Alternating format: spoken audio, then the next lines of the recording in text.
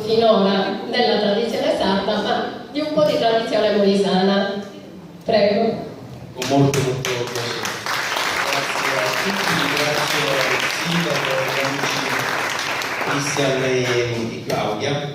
Ignazio, ormai ci conosciamo da qualche anno. Taglierò con l'accetta il mio intervento, che non sarà un intervento di tipo accademico, ma proprio una chiacchierata tra amici che conosco. Tra l'altro vedo tanti volti con i quali siamo amici su Facebook e finalmente ci conosciamo di persona, quindi non sarà un intervento ma una chiacchierata per far conoscere le nostre tradizioni. A proposito di tradizioni, il presidente della regione Molise, insieme all'assessore alla cultura, invece di mandare il solito telegramma di auguri per gli interventi che stiamo facendo, hanno mandato invece uno spot di pochi secondi ai quali si associa il loro augurio personale e il loro saluto e anche un invito a visitare la nostra regione.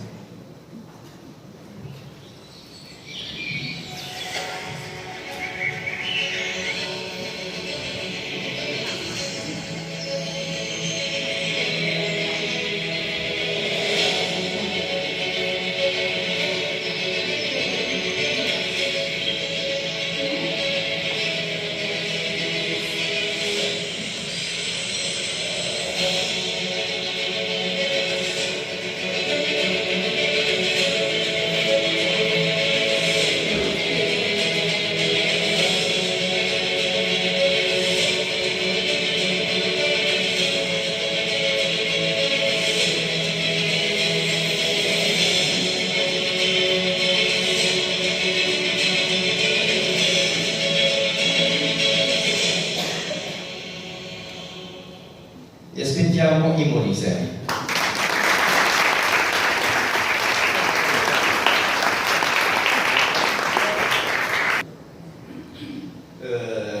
Io sono Antonio Scarsella e sono il direttore del MUSEC, ovvero il Museo dei Costumi del Molise. Questo è un museo giovanissimo, è stato inaugurato soltanto 2 anni fa ed è un unicum non solo nel Molise ma possiamo dire in tutto il meridione d'Italia ed è secondo come importanza di contenuti, di materiali, soltanto al Museo Nazionale delle Arti e Tradizioni Popolari che si trova all'Eur di Roma. Però vi devo spiegare come è nato questo museo, non nasce da nulla. Io sono nato in un piccolo paese nella provincia di Isernia che si chiama Roccamandolfi, un centro che praticamente è come Neucis. Fino a qualche anno fa superava i 1000 abitanti, adesso siamo sotto la soglia dei 1000. Come nasce la passione di Antonio Scarsella, direttore del MUSEC? Stasera c'è qui con me anche tutta la famiglia, anche mia madre. Un giorno d'estate del 92 mia madre andò a trovare mia nonna che abitava sotto al paese, invece noi stavamo sopra il paese, e passando vicino al cesto dell'immondizia trovò questa foto, ne ebbe pietà, perché c'è una cosa del genere, non poteva andare a finire dentro il cestino della spazzatura, e me la portò a casa. Quando vidi questa foto, per me fu la folgorazione di Paolo, come la folgorazione di Paolo sulla via di Damasco. Me ne innamorai, anche perché c'era qualcosa che non quadrava, che da questa foto emergevano 2 figure femminili bellissime, tra l'altro cariche d'oro, però questi costumi non erano gli stessi costumi che io ero abituato a vedere giornalmente. Io sono nato nel 1980, soltanto nel mio quartiere di queste donne ce ne stavano 12. Io sono stato cresciuto da donne del genere che indossavano quotidianamente il costume, però qualcosa non quadrava fra queste donne e le donne della fotografia. Allora cominciai a 12 anni a fare ricerche in maniera molto avventurosa, pionieristica, però dal 92 al 98 riuscii a mettere su talmente tanto di quel materiale, parliamo di fotografie, costumi, anche gioielli e quant'altro, che riuscì a fare la prima mostra. Vedete per esempio, non solo al mio paese, Roccamandolfi, le donne indossavano il costume quando io ero ragazzino, ma anche nei paesi limitrofi. E quindi mi dedicai in modo particolare al costume di Roccamandolfi, mettendo su tanto di quel materiale da fare una mostra nel 98 proprio sull'evoluzione del costume del mio paese tra 800, il periodo a cui si riferiva quella foto d'epoca, e il 900, il periodo al quale si riferivano le donne in costume del mio paese. 1998 poi la strada da intraprendere fu scontata e naturale. Ho fatto la prima tesi di laurea sui costumi dell'area interna del Molise e la seconda tesi di laurea magistrale sull'oreficeria popolare molisana. Vi devo parlare per forza brevemente di che cos'è il costume nel Molise. Io dico sempre che fare la storia del costume significa fare la storia sociale, politica, economica e anche psicologica delle singole comunità che si esprimevano proprio nel modo di abbigliarsi.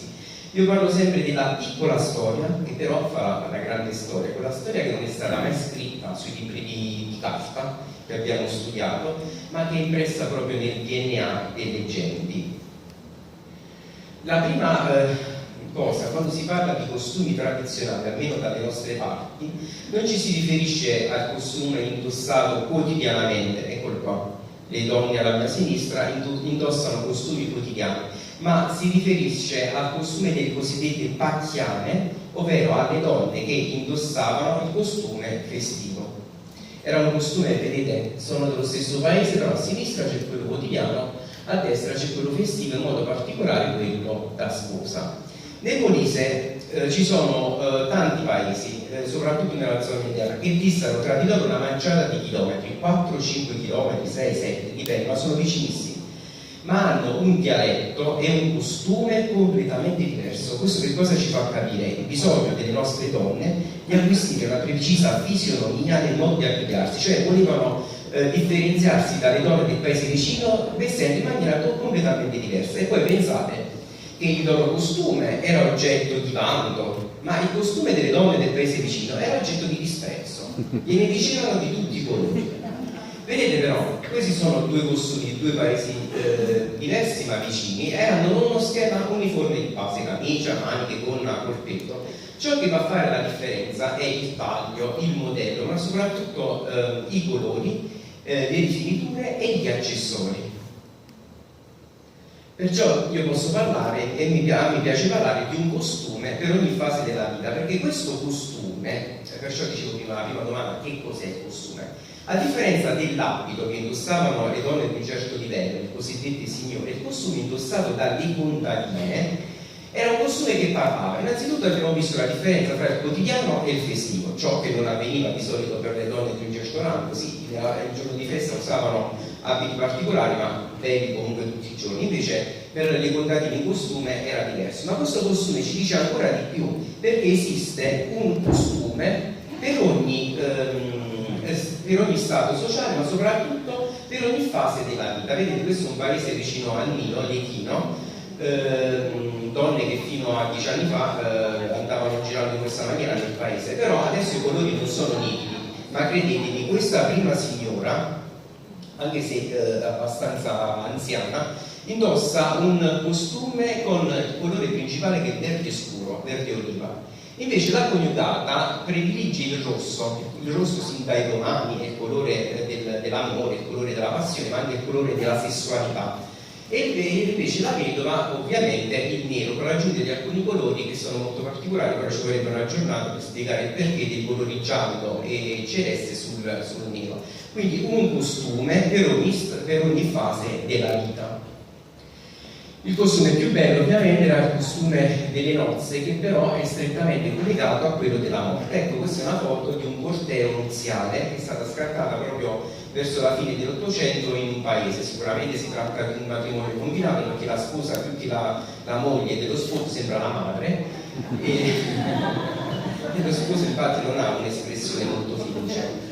Però è un corteo nuziale, i costumi più belli ovviamente erano proprio quelli del giorno del matrimonio, a cui dedicheremo l'evento di questa sera.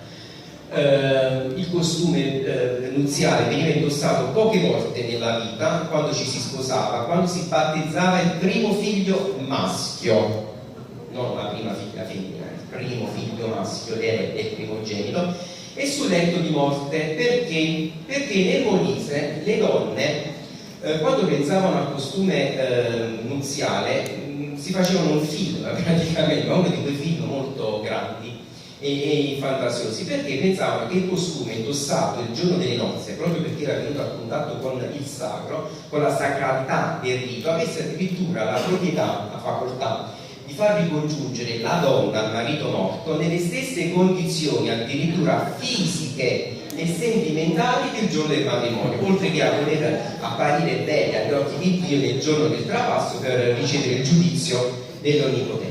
Infatti, quando io mi ricordo andavo a vedere tutte le donne che morivano, ma non per portare il mio ossequio alla famiglia, non mi poteva interessare proprio, ero mamma, confermi, ma per vedere i costumi, perché erano belli. Però la cosa che rimanevo sconvolto, no? Entravo, vedevo le persone che piangevano, ok, tutto bene, il costume meraviglioso, andavo da vicino, li dovevo toccare, ma facevo sberlacchioni, mi dà? E dicevano, quando entravano le signore del vicinato, Madonna, e com'è bella Maria! Però magari teneva 100 anni, era orribile, però questo è importante per capire il concetto che avevano le donne del mio paese di costume. Quindi una donna, anche a una certa età, ridotta male, con il costume diventava bella. Ecco qua, matrimonio e costume.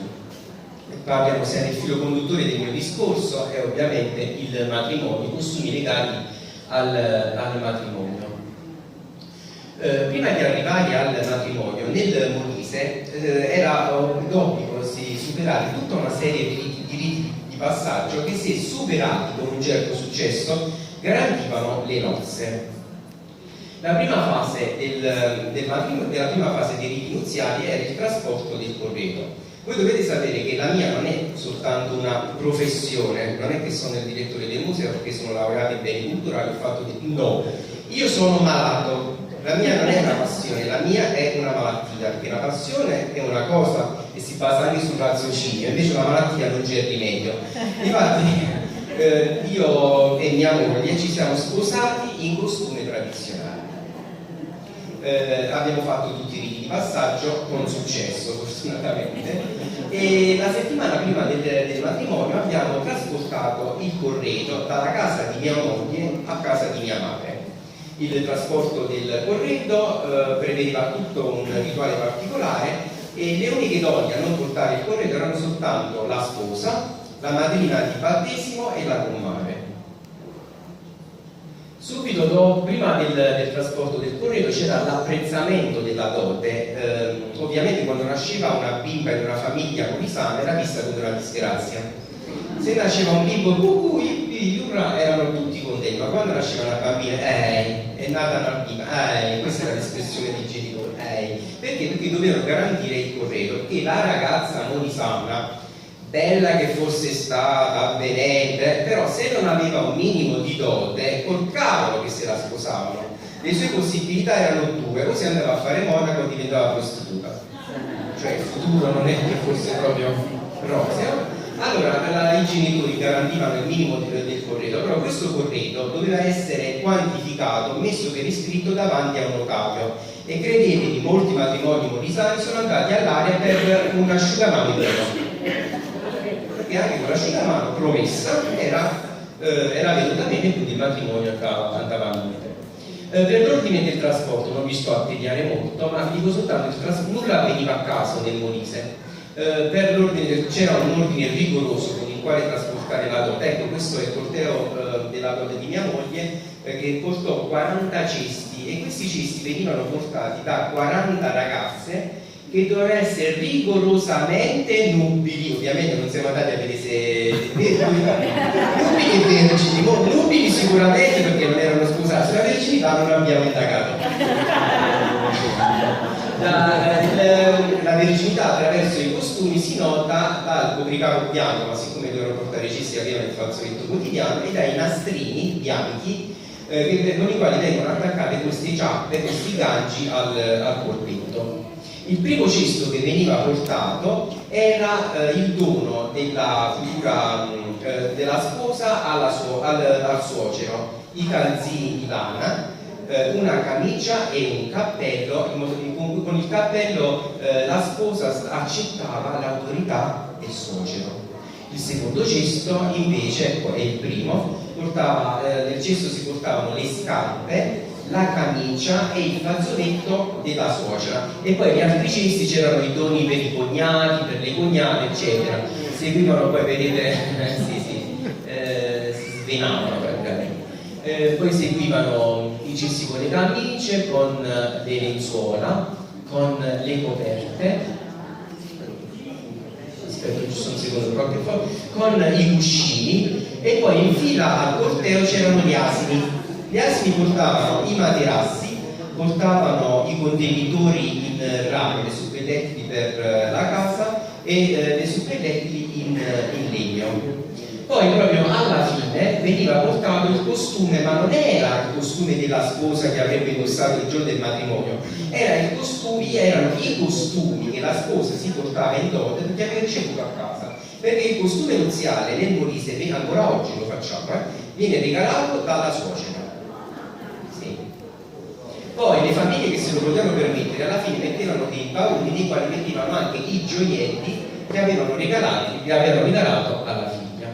Poi c'era la composizione del primo letto, perché alla fine questo corredo veniva portato nella casa della suocera. La suocera si faceva trovare con le mani così, maresciata, e verificava atto notare alla mano, penso se veramente aveva mantenuto la parola, aveva portato tutti i capi di corredo.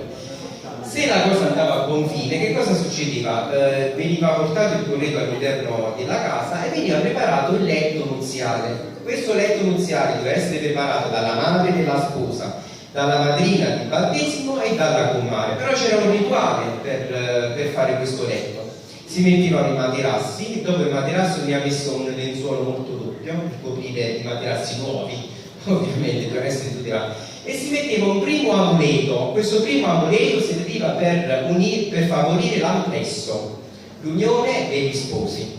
Non sto a andare molto nello specifico, credetemi, serviva ad unire gli sposi, a favorire l'unione. Vedete quando ce ne stanno i cornetti? Allora il cornetto ovviamente rappresenta il fallo, ci sono anche i falli asinini, ci sono le manufiche, però siamo in fascia protetta e fate finta di non aver visto niente. Allora, poi per esempio tra le lenzuole e la coperta se ne metteva un altro, ma se volete poi ve lo spiegherò in privato. Il giorno del matrimonio ovviamente era il giorno più importante per la vita di una donna e ovviamente la vestizione della sposa era al centro di tutto il rituale e di tutta la giornata. Della vestizione della sposa ne parleremo proprio stasera alle 22 se non sbaglio. Ecco la sposa mentre si stava vestendo. Ovviamente mia moglie è stata l'unica sposa nella storia ad essere vestita dal marito. Che lo sposo non deve vedere la sposa, io l'ho vestita. Allora, questo è qualcosa che secondo me abbiamo in comune con la Sardegna. Il giorno del matrimonio che cosa succede? Ci sono gli sposi, ognuno sta a casa sua e già dalla mattina presto la casa degli sposi le zie portano un contenitore di legno, un catino, che serve per la grascia. Quindi anche il termine praticamente è lo stesso. Che cosa succede? Tutti i parenti, ma non solo, anche il vicinato, l'intero paese, si reca a fare gli auguri a casa degli sposi, trova il cumplemiet, una sorta di buffet tradizionale in cui ci sono i liquori, i confetti, dei biscotti tipici del matrimonio e versano in questo catino il grano. E con delle frasi ben augurali, però non lo devono versare, lo devono fare auriare, diciamo noi, in maniera molto vistosa. Si deve vedere il grano che esce e fanno la benedizione agli sposi.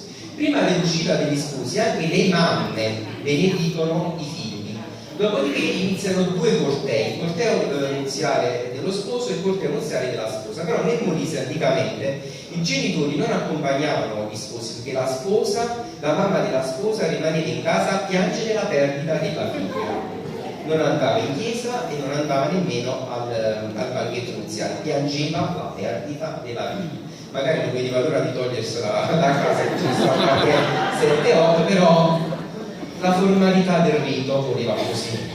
E gli sposi non venivano accompagnati dai genitori ma dai compari di anello. Ecco la sposa, mia moglie non era di Roccamanto, era di Campobasso, quindi venne con il carretto, è accompagnata dai cavalieri.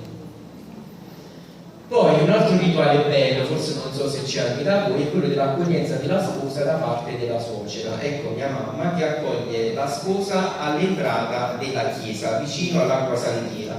Viene salutata, viene chiamata figlia per la prima volta, il bacio della pace, quindi sinonimo di accoglienza, e poi la suocera dà la palma, che non è la palma della Domenica delle Palme, ma è un bouquet di fiori vicino al quale è stato messo un presente, di solito è una collana, e lei stessa, dopo averla benedetta con l'acqua presente nell'acqua santiera al fianco, la mette al collo della nuora. Vedete, il giorno del matrimonio non solo gli sposi erano vestiti in costume, ma anche i compari di anelli e testimoni, e 200 invitati provenienti da tutti i paesi del Molise. Tra l'altro i rituali del matrimonio, il nostro matrimonio, è stato anche un oggetto di un documentario per Geo, direi 3. È il rito di passaggio, una cosa forse che da voi non esiste. Poi, a me piacerebbe tanto se voi interagiste anche con me, con questa ragionata che sto facendo, magari le cose in comune, le cose diverse. È un rito di passaggio il matrimonio vero e proprio. Vedete, la sposa entra in chiesa con i simboli della signorina. In testa un copricapo bianco, quale sinonimo di verginità, i nastri bianchi e il laccio lungo filo d'oro che è accotato con una spilla a destra. Entra con gli elementi da signorina. Dopo il rito del matrimonio, la comare e la madrina tolgono questa mappa bianca e ne mettono una rossa. In questo caso è lo sposo che ha messo la mappa, perché in paese non è facile mettere i copricapi, è rimasta solo mia madre a fare questi copricapi antichi e il figlio a sapere metterle sulla testa delle persone. Quindi vedete il rito di passaggio, una cosa fantastica: entra con gli elementi da signorina, esce con gli elementi da sposata. Poi un'altra cosa simpatica è la settimana della vergogna. Quando gli sposi si ritiravano nella camera nuziale, rimanevano per 8 giorni, non si vestivano, rimanevano con le camicie e venivano assistiti dalla mattina alla sera dalle consuocere, che portavano dalla colazione alla cena. Questa si chiama la settimana della vergogna, perché tutto il paese sapeva qual era l'attività principale degli sposi, però nessuno diceva niente. L'attività principale degli sposi era simboleggiata dalla scrofa, ma non perché facessero i maiali, ma perché la scrofa era regalata alla sposa, un ciondolino con la forma di scrofa, perché la scrofa faceva tanti maialini e quindi era augurio di abbondanza. Questo è il Molise, anche questo è il Molise. Vedete, le famiglie dovevano essere numerose perché i figli garantivano la forza lavoro. E quindi poi si arrivava alla nascita. Dopo la settimana della vergogna, la sposa ovviamente in quella settimana doveva rimanere incinta. 9 mesi dopo doveva partorire per la gioia di tutti, possibilmente maschio. Qualora ciò avveniva, era una festa grande. Il primo figlio maschio, figuriamoci, veniva fatto un vero e proprio secondo matrimonio, in cui il protagonista